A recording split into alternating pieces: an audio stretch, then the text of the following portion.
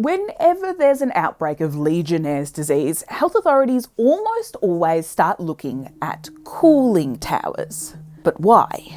Well, legionnaires disease is a rare bacterial infection that can cause really serious and even life-threatening illnesses such as pneumonia. But unlike COVID or the common cold, legionnaires disease doesn't spread person to person.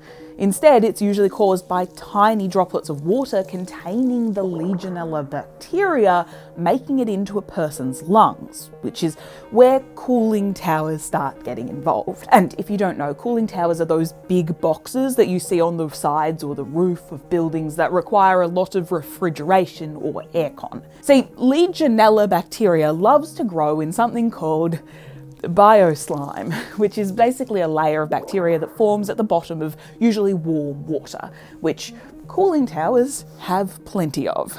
Now, normally the chemicals running through a cooling system keeps this bacterial sludge at bay, but when the cooling tower's been turned off for a while, that biofilm starts to detach and gets all mixed up in the stagnant water.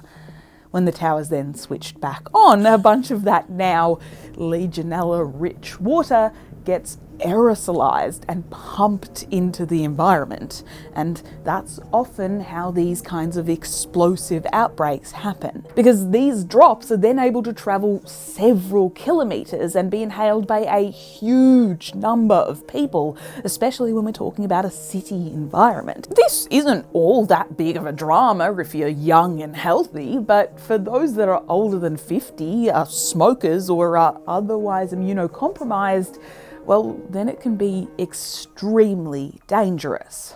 Oh, and by the way, just an interesting fact to finish us off, it's actually called Legionnaire's disease because of a large outbreak that happened in Philadelphia back in 1976, where almost all of those who were affected had recently attended the convention for the American Legion.